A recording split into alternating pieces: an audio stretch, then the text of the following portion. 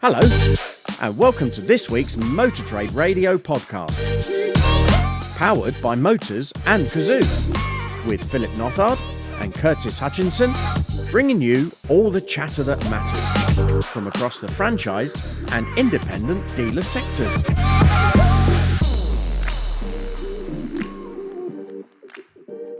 Well, Philip, hopefully today we can give listeners a bit of respite from the weather, which has been diabolical, hasn't it? It's not been great, has it? I think it's is it the wettest year so far on record? It's something ridiculous, isn't it? That I think even to the point I think I was listening to some of the Times radio, and they said that in Aberdeen they sort of woke up to rain in the morning. There was about an hour of sun partway through the day, and to get outside and enjoy it before it turned back to rain again.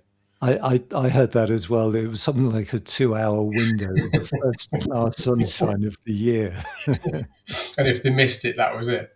Yes, yeah. You've missed your round for the year. But no, it's not great. But yeah, we'll hopefully brighten up a little bit this weekend. And hopefully when you listen to this on Saturday morning, I think the sun is meant to be out a bit drier at least on Saturday morning. So hopefully it's not too bad where you are listening to us today here in the UK, with all the floods that seem to be happening all over the place. But we've got quite a few headlines to get through today, haven't we? We have indeed, but before we do, a couple of shout-outs. Now, friend of the pod, Dale Wyatt, formerly of Suzuki, now on his own as a consultant. Anyone who follows Dale on LinkedIn will know that he actually bought a coffee shop a couple of months ago called Carlo's in Milton Keynes.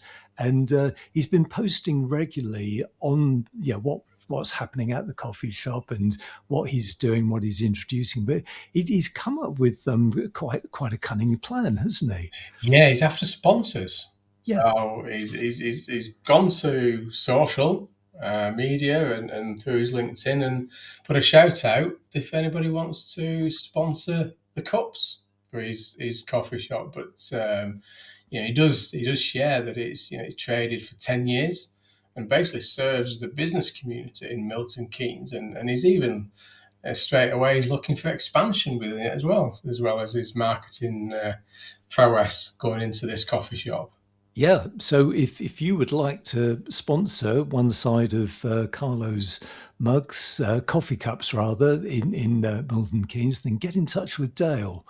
Definitely. I know Umish went to say that he would certainly do it if it was local. I mean, obviously Umish is down up in Stoke, so specialist cars on the coffee cups down in Milton Keynes may not bring him too much local business. But yeah, if you are listening and you are in or near Milton Keynes, or you are a national brand, then get in touch with Dale. He's there and giving you that opportunity.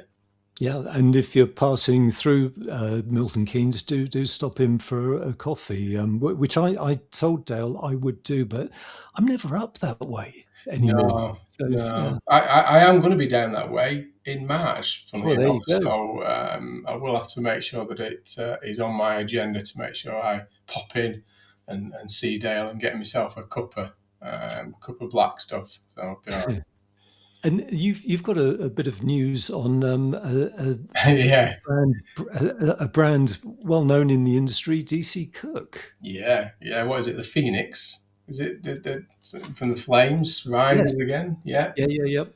No, I mean anyone that is connected with me on social, particularly on Facebook, they may have seen some activity early on this week that David Cook, who is the youngest sibling of Derek Cook. Of some of you that may know, his 3 older sisters, has come up with a novel idea to reignite the DC Cook name and brand. So I'm only assuming that David is doing a bit of sort of buying and selling after a career in the automotive sector, and he's decided that 60 years on now, this did make me feel quite old, to be fair, Curtis. So it's the 60th year since Derek launched DC Cook back in 1966.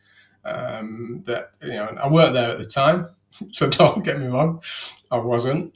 But at the time he launched DC Cook and was straight head to head with Botner's AFG, which many people will also remember back in now there's a name from the past. Yeah. So he's gone to social media asking people to support and share. Come up with this novel idea that it's 60th year anniversary of when Derek set up the business. He's brought the brand to life again. So quite an interesting one, that one that's been hitting the social channels this week. Yeah, and it'll be fascinating to find out what sort of form that takes. So we'll keep tabs on that one. Meanwhile, back to this week's pod. We're joined this week by Stephen Whitton for February's Men-Able Moments.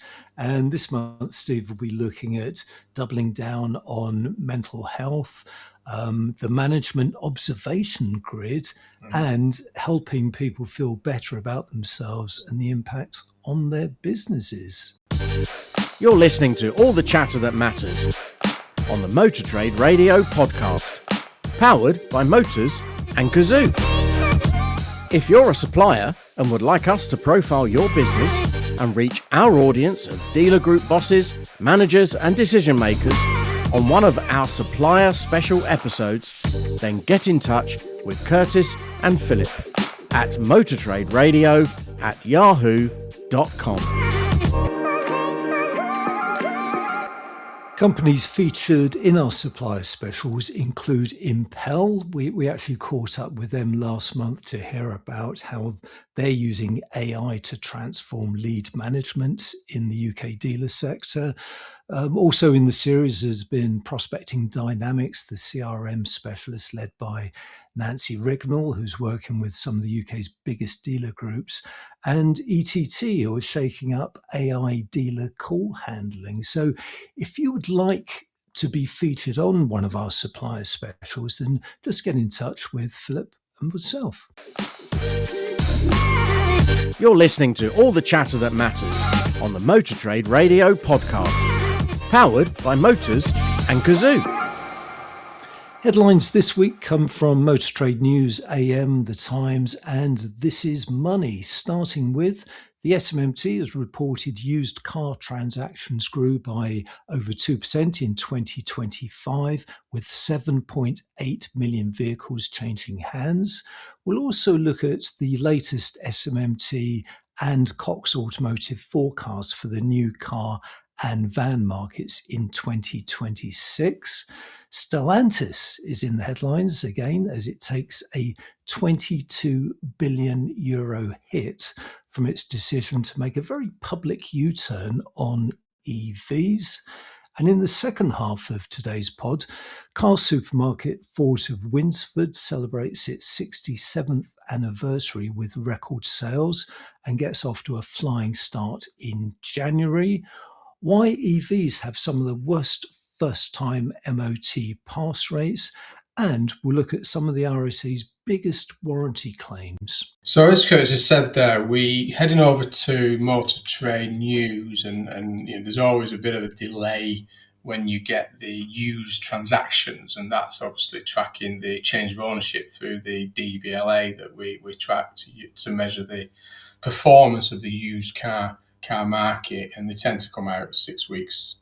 About 6 weeks, 5 to 6 weeks after the quarter. So they've been published this week, and the headline is that the used car market grows 2.2% in 2025, and that the increase marks 3 consecutive years of growth as the used car market's ongoing recovery boosted supply to meet demand there. And as I say, that's a 2.2% increase up to 7,807,872 transactions. So, I mean, a great result there and a very positive message to push out at this time of the year on the back of some good performances in January of this year.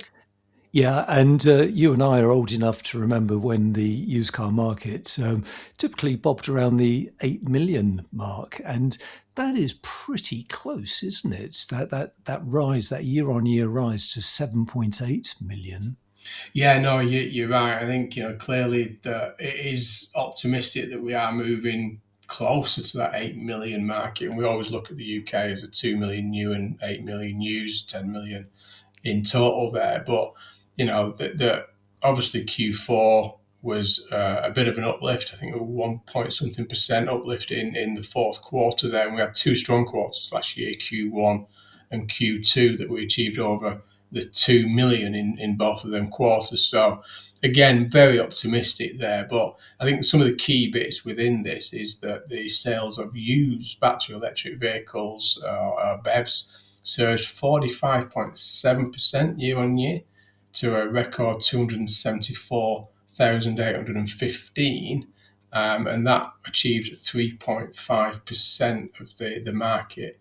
That was up from 2.5% of the market in 2024.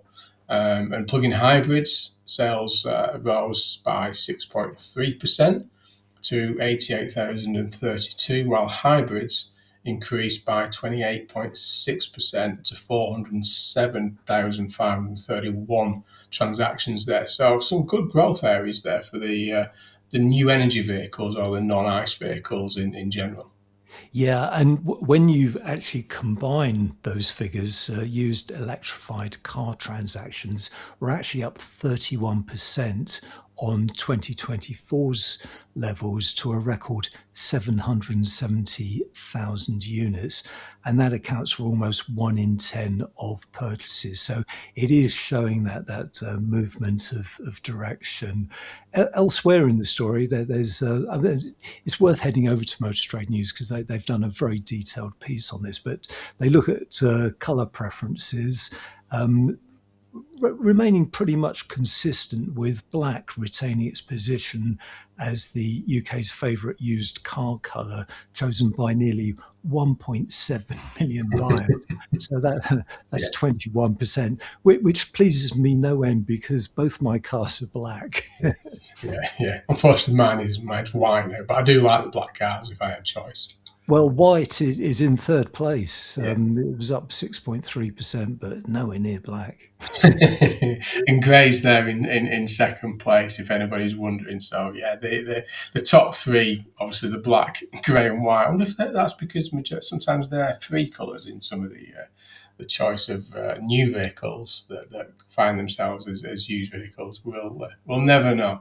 But there is a quote in the story from Mike Hawes saying a third year of used car sales growth underscores the market's resilience, with recovering new car demand, revitalising choice and affordability, especially for EVs in the used car market, and that the record number of buyers making the switch signals growing confidence in zero and ultra low emission motoring. So a nice little quote there from Mike in the story. Yeah, and just in support of that, really, there's a good quote from Lawrence Vaughan, who's the CEO of Big Motoring World, because he actually points out that the pattern of inquiries and sales leads for used cars that they saw as a business in 2025 largely echoed the results that were reported by the SMMT. And he goes on to say that Big Motoring World recorded a 20% year-on-year increase in overall sales in 2025 compared to the previous years, notably driven in part by a thriving market for used EVs. So interesting to get that sort of feedback from one of the big players in the car supermarket sector. Yeah, definitely. And as Curtis said at the start there, we've sort of had sight of the latest forecast from the SMMT. They do produce these on a regular basis, and this is where they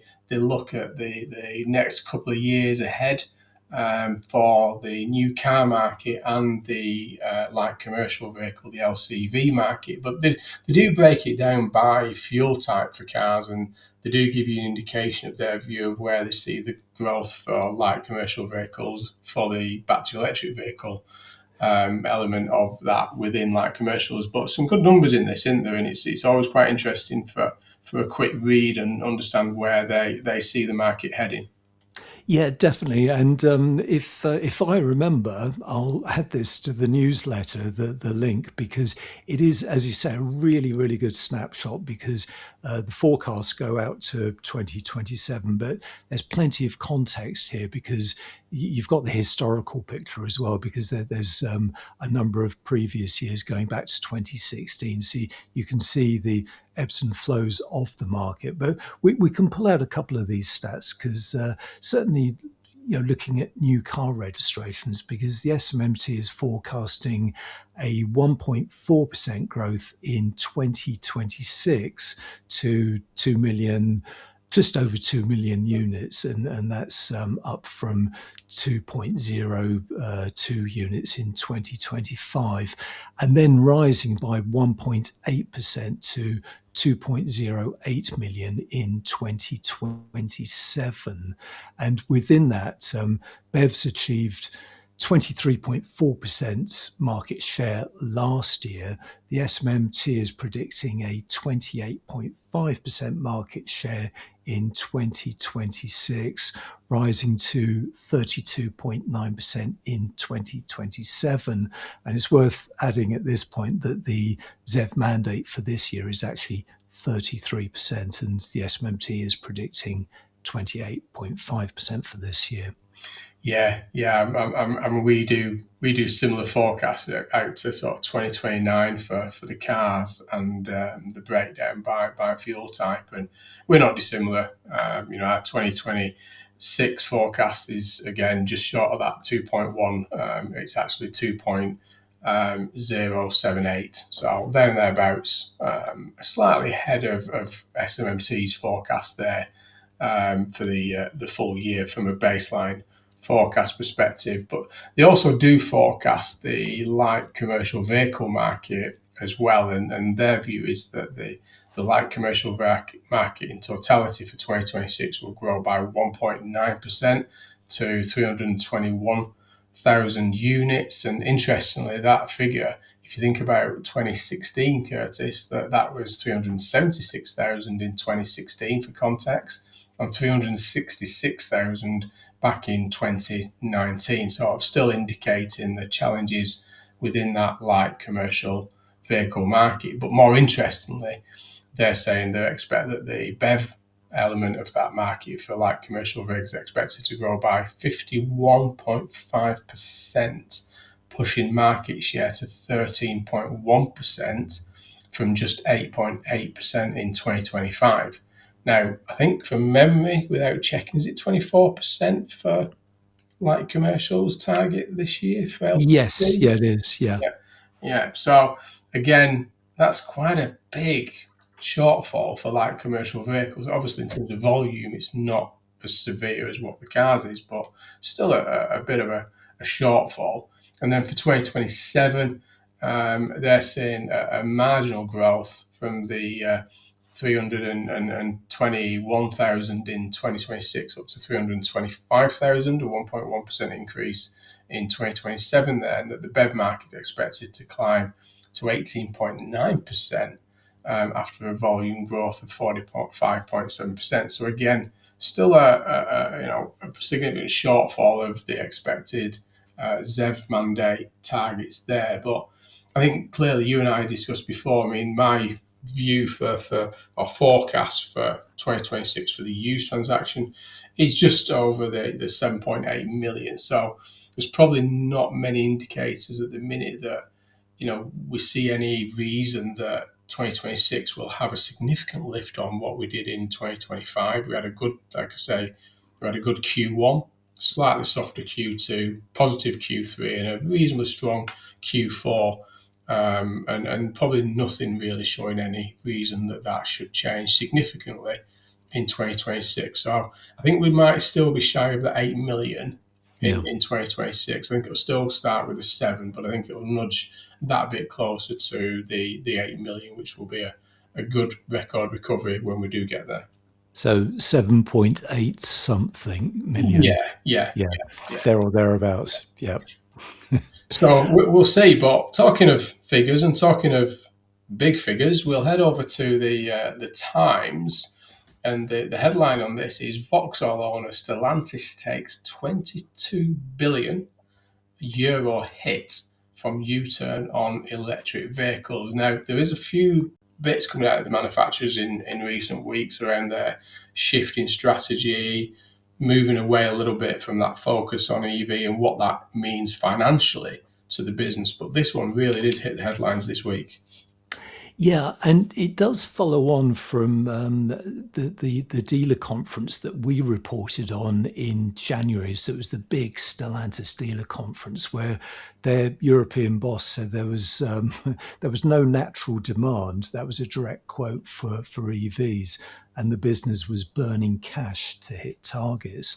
So this is very much the follow up and an outline of what their strategy will be in the short to medium to long term, because they are going to start rowing back on EVs and start satisfying the the existing demand they have for ICE vehicles. And this strategic U-turn comes with very much a rebuke for legislators and regulators who have demanded the production of more electric vehicles, and plays into the agenda of certainly President Trump with his announcement of the return to gas guzzlers, drill baby drill, and all that for the American market, and which has seen a significant increase in production at US factories for ICE vehicles. But Stellantis has made it quite clear that its future will be governed by demand, not command. Now, how that resolves itself with the various fines and penalties for not adhering to the quotas that have been put out, mandated for EVs, remains to be seen. But it's a very, very clear statement of intent, this, isn't it? It certainly is. And I think that comment you just made there in terms of, command and demand, but obviously in here is that Stellantis said it would reset its business to put freedom of choice at the heart of its company plans, and continue to be at the forefront.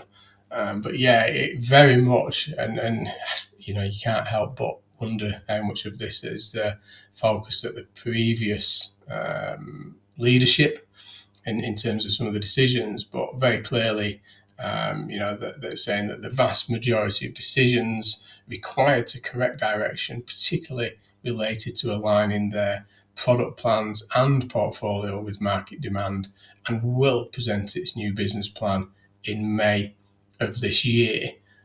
So, as you say, very clear intent there that, they are refocusing the business, refocusing their strategies, and really, what this has cost them. And they did see a bit of a share drop as well, 18% share drop when they did announce this. So yes, a bit of a big U-turn for these guys. Yeah, and within the story, which is worth looking at because it does cover this in some detail, it does say that the plans that will be announced will include a new range of ICE models rather than electric vehicles, because that is what customers want. Now, it's not abandoning EV altogether, but it's not drawing back from ICE as much as it had planned to. So it is recalibrating what its future product offerings will be. And it's worth bearing in mind that Stellantis, hugely complex because of the number of brands under the Stellantis umbrella and the number of shared platforms. So hence the big hit, but it's obviously worked out or estimated that it's worth taking that hit to remain competitive. And it'll be interesting to see what that means to our earlier conversation about the UK marketplace against the Z mandate. And in terms of that supply, will they focus sort of Leap Motors and other EV product on the UK and redirect some of this new ICE product to the more European and other markets away from the UK? And that's the thing that we've spoke about numerous times on this podcast. And we had that chat with Robert Forrester that the Z mandate is, when you hear all this coming out from these major manufacturers, it is causing challenges and the wrong behaviours in the marketplace. We'll be back with the rest of the week's headlines after this month's Men-Able moment from our very own mental wealth guru, Stephen Whitton. You're listening to all the chatter that matters on Motor Trade Radio, powered by Motors and Cazoo. This is your weekly one-stop shop for all the biggest car retailing headlines from across the media. Next up is our latest Men-Able moment, looking at mental wealth and well-being best practices in the automotive sector with me, Stephen Whitton.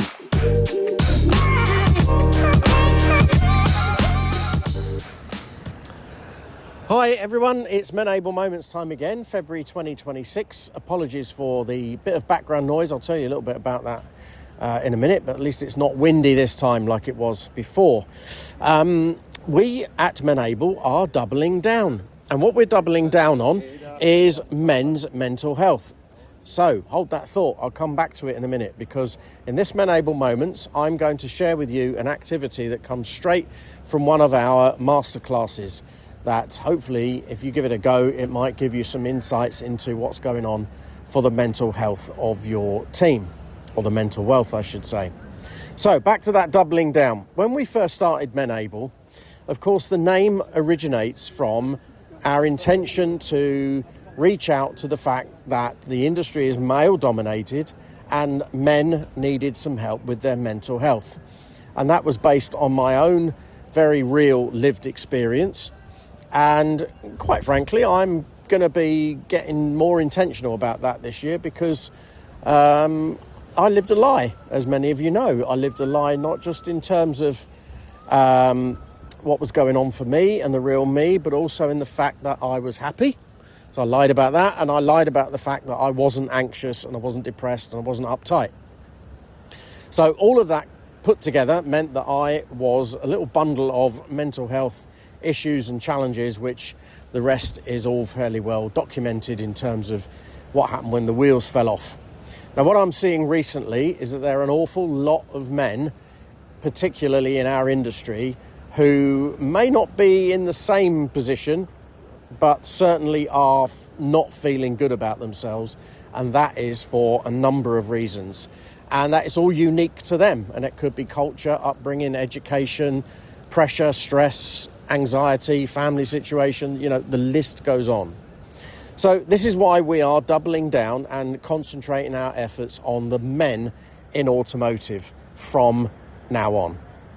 Because what we see is that we have a problem. We have a problem that men clearly don't talk about their mental health. The culture of the industry doesn't make it easy for us to have these conversations. I see lots of little pockets of it happening, but it's not happening quick enough or broad enough.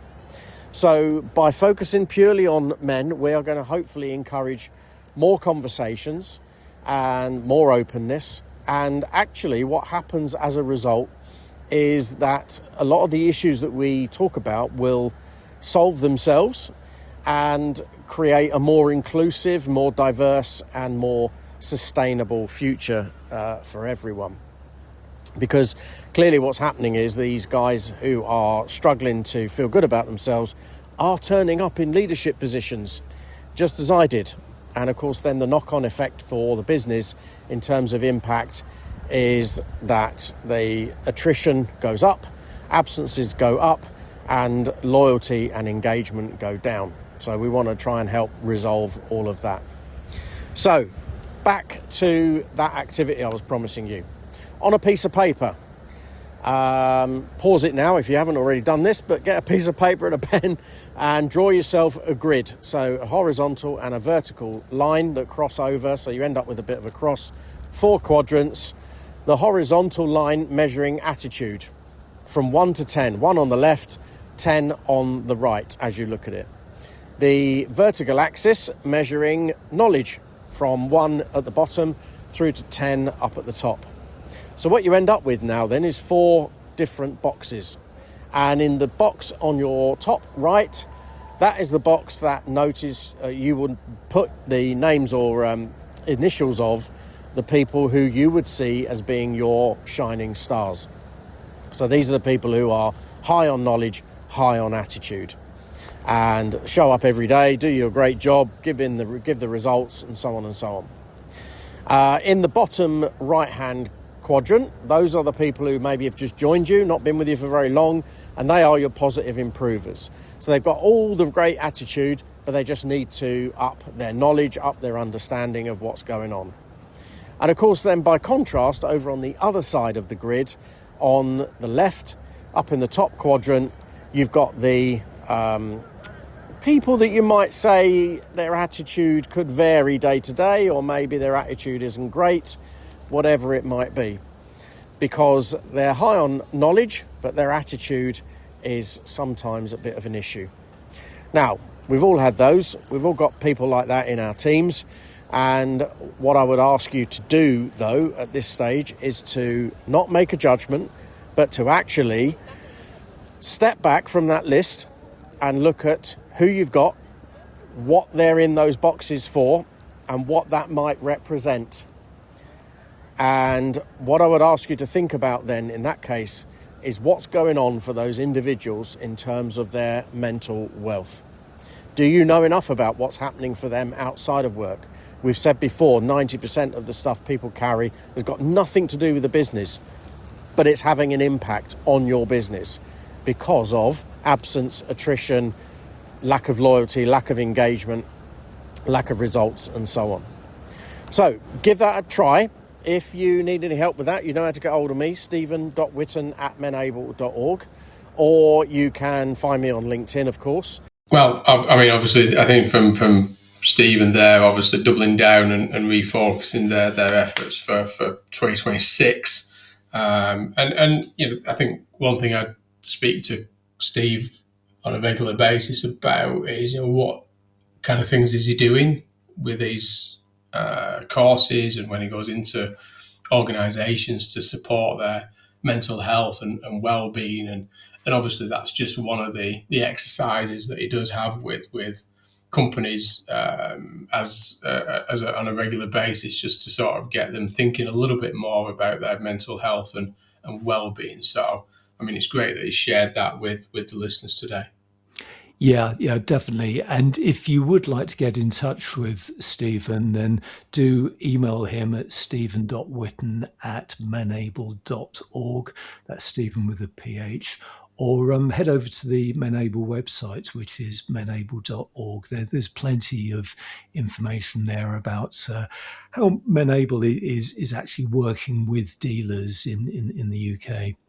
Yeah, definitely. So we'll head back to the headlines and we'll go over to AM Online. And this is that Fords of Winsford, or FOW, car supermarket, marks 67, yes, 67 I said, years after record sales year. And this is that Fords of Winsford is marking its 67th anniversary in 2026, following a record sales performance in 2025 and its strongest ever monthly result in the month of January of this year. So really, you know, supporting what we're talking about that used car performance. But, you know, these are a good operator up in the north, Curtis, I'll say that.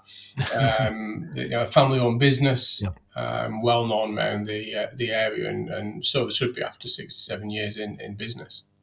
Yeah, and I got to know them reasonably well when I was at Motor Trader, because they did, for a number of years, win the Car Supermarket of the Year award at the Motor Trader Awards, and a business that punched above its weight in terms of geographical spread, because yes, it's a regional business, but it does operate more on a sort of national scale. And some of the figures within this story are really, really impressive. And as you say, that does sort of resonate with our story about the SMMT figures for last year, used car sales figures, and indeed Lawrence Vaughan's comments about big motoring world. So Fords of Winsford said sales exceeded, in 2025, sales exceeded 12.5 units, representing the highest annual volume in the company's history.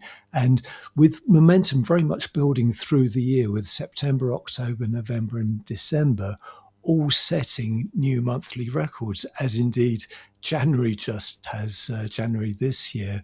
So Kevin Cartwright, Group General Manager at Fords of Winsford, said, as a business, we are delighted with last year's record sales volumes.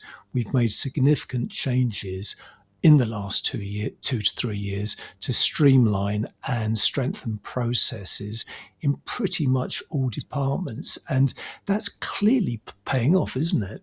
Yes, certainly is. And as you talk about some of their forecast aspirations, and they're looking at medium term goals to reach 15,000 units. Now, obviously, you think about it's an operation there in Manchester.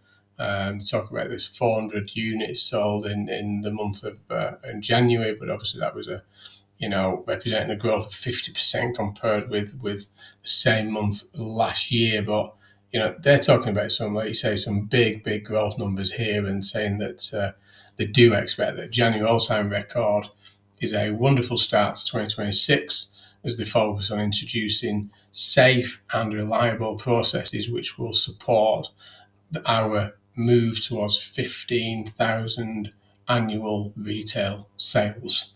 So when you think about that 67-year-old business over in Manchester there, pushing out 15,000 units is a big figure, isn't it?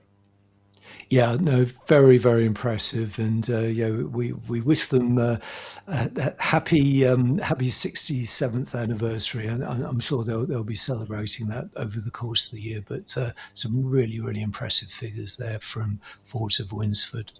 And on to some of the other news now, just to finish off a couple of stories, that this is money, and that electric vehicles have some of the worst first-time MOT pass rates of any cars, and there are the reasons why. Now, this is that Car Vertical have done some research based on the DVSA, which is the Driver and Vehicle Standards Agency, part of the government, who obviously control that MOT station, but obviously looking at it by model, and obviously identifying some of those battery electric vehicles when they get to that 3-year-old point for their first MOT, and what they've been failing on, which is the surprise to some, maybe not to others, on some of this.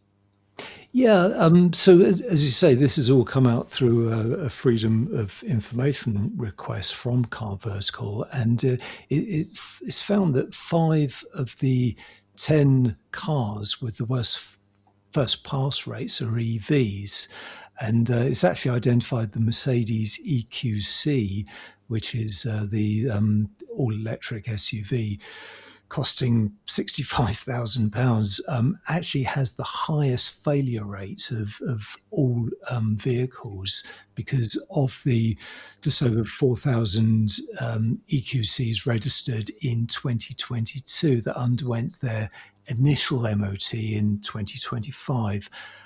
717 didn't pass, so that's actually a failure rate of 17.2%, which is more than any other model.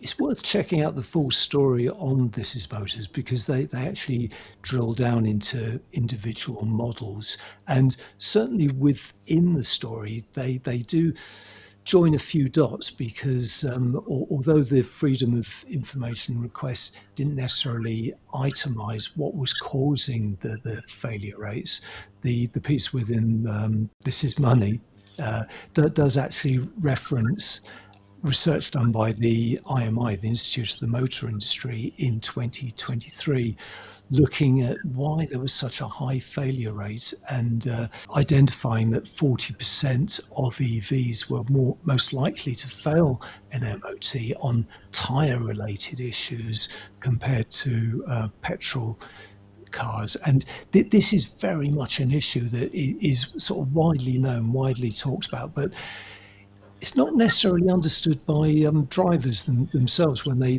put their cars in for an MOT. They may not be looking at the tyre wear that they've. No, you're right. And I did some research a while ago on it when we got the MOT failure rate from the DVSA and the through the SMMT. And I think although the volumes are low in comparison with obviously equivalent ICE vehicles, but I think it was very clear because the data that the DVSA share with you is by fuel type and by component.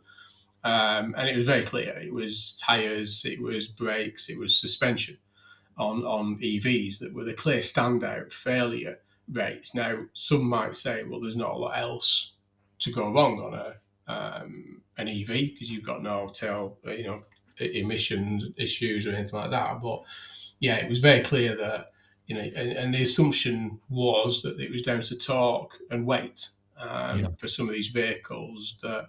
And probably a lack of, particularly in the early vehicles going out, probably a lack of knowledge around driving them. That these vehicles are going out on a 3-year contract.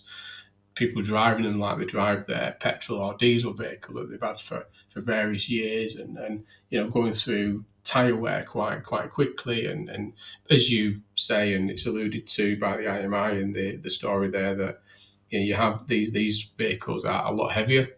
In the main, not all of them, but in the main, than their equivalents.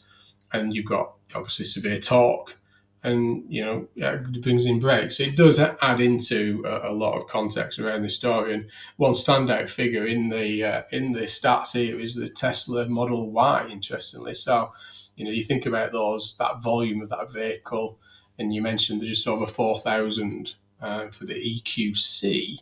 But for the Tesla Y, in terms of volume in the market at that 3-year-old point, is 19,200. But they had a failure of 2,859, which is 14.8% of their volume. So big numbers there. But as Curtis said there, we'll share the story on the newsletter on Monday morning, and it's interesting to have a look at some of those models and the stats around that figure and the headline there. And we'll just head on, kind of related a little bit, but we'll head over to AM Online. And this is that replacement Audi engine tops largest RAC warranty payout in 2025, saying that the RAC warranty's largest claim in 2025 totaled $22,954 after it approved the cost of replacing an engine and gearbox on a 2020 Audi, highlighting the rising cost of repairs as the UK's car park continues to age. And this is data and research from Assurance, which are partners with the RAC in terms of that after-sales sector. And they do this each year, don't they, as to which has been the highest cost of payout of repair. Yeah, and that's a eye-wateringly high figure for not that old a vehicle. As you say, a 2020 Audi, and the replacement was just under £23,000. So Lee Coomber, RAC Client Director at Assurance, which, as you say, partners with the RAC, across after sales, he said, while the trend may be moderating, cars in the UK have been getting older since the pandemic, thanks to reduced supply and the increased cost of living, two factors that have had a direct impact on warranty claims. And he goes on to say, failure of larger items such as engines and gearboxes obviously become more likely as cars age, while at the same time the price of everything from labour rates to parts has been increasing, sometimes dramatically. So a bit of context around that.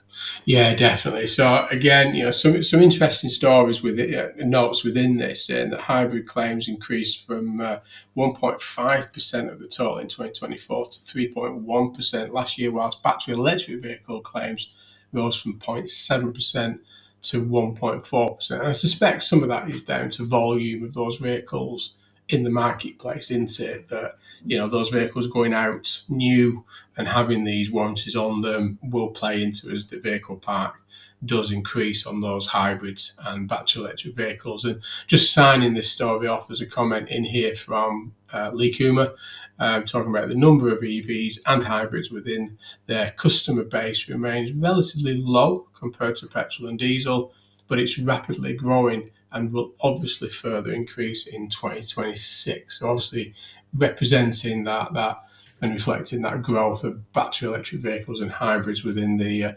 UK used vehicle park. But that's it for this week. So hopefully we've covered the majority of the big stories hitting this week's headlines. We'll put the links as normal in the Monday newsletter, and we'll try, and I'll give Curtis a nudge to make sure that we put the SMMT outlook in there as I've well. made a note. We're both getting a little bit older, aren't we, Curtis? We do forget things.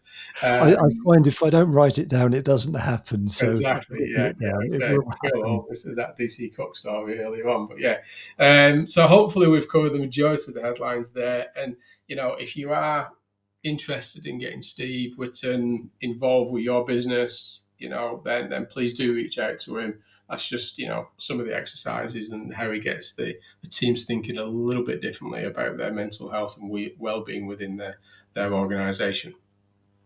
But that's all for now. So many thanks to you for listening to this episode of the Motor Trade Radio podcast. Until next week, it's goodbye from me. And it's goodbye from him. Thank you for listening to the Motor Trade Radio podcast, powered by Motors and Cazoo. We'll be sharing all the URLs from this week's headlines in our newsletter on Monday morning. To subscribe, just search LinkedIn for the Motor Trade Radio podcast.